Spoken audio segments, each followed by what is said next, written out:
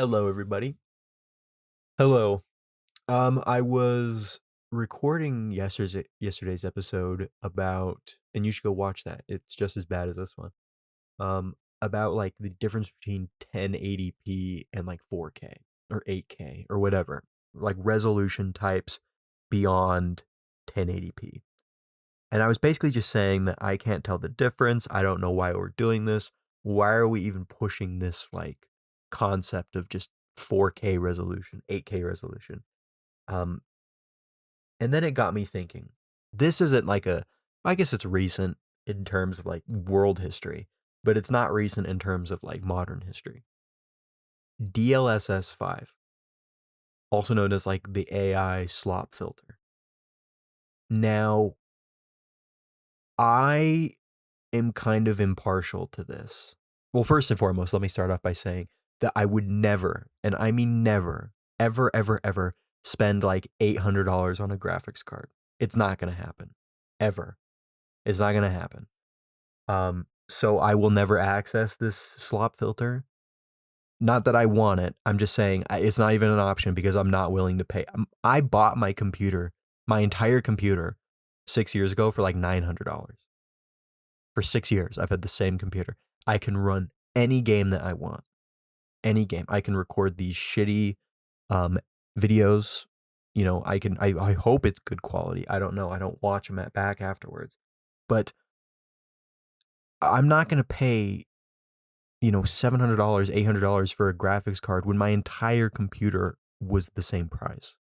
You know, I'm just not about that. So let me start off by saying that I'm never going to experience this. But as far as the actual experience goes, it's kind of this weird thing. Now, obviously, it looks like shit. The swap filter, they showed like Resident Evil Requiem, like how Grace looks, just looks terrible. It looks really, really bad. It looks like AI slop. And but I think that they showed the wrong games. You know, where this comes into handy, if you're going to use the AI slop filter, you don't want to use it on games that are trying to be realistic. What I mean by that is Resident Evil, it's not like a realistic game, but it looks realistic. That's what they're going for. They're going for realistic people, realistic characters, realistic face animations. You can't do an AI slop filter on that. It just is going to look terrible. But games that are already trying to look abstract, like when I was thinking of this video idea, um, I love Valheim. I'm sure you guys have heard of it. I love Valheim. Okay. The art style, the graphics, it looks amazing. Now, I'm not saying that a slop filter would look good in Valheim, but I think it would look better in Valheim. If you had to choose like how you want your slop filter, I'd rather have it on a game like Valheim that's already abstract, already bright, colorful, rather than a game that's trying to be realistic, because it's the technology isn't there yet, folks. You know, it's just not there yet. And I'm really curious why they're really pushing this.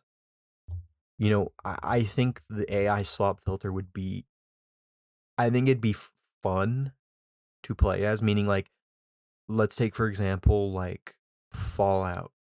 I played Fallout New Vegas a ton, Fallout 4 a ton, Fallout 3 a ton.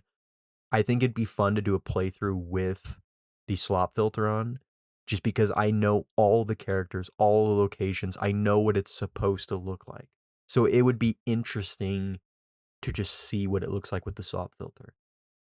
But if you're playing a game for the very, very first time, you really need to knock that shit off.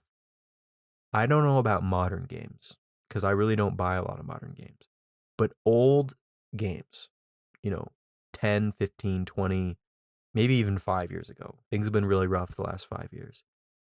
They had a they had a decided and purposeful art style, you know? Like maybe to modern gamers, Halo Reach would look good with a slop filter on. Maybe. But for me, I respect the original art style, that dark, sometimes bright, very gloomy atmosphere that they create. I don't want faces changed. I don't want, any of this changed. I enjoy how it was created by the original, by Bungie. Rest in peace, Bungie. God, rest in peace, man. I don't know if I made a video on Halo yet, but my God, dude, I used to love Halo as a kid. It's like watching it's like watching like a grandparent get dementia and just they're perfectly fine, and then within 3 years they are just gone, just completely gone. Different person. They don't recognize you. They don't know themselves. They don't even recognize their own. It's just horrible. It's horrible. You don't even recognize them. It's just terrible.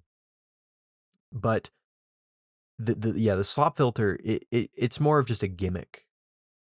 I don't think it's gonna replace anything. I don't think it's gonna replace like rendering or like art style.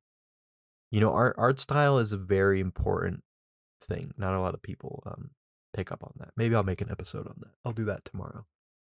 But that's what you got to keep an eye out for.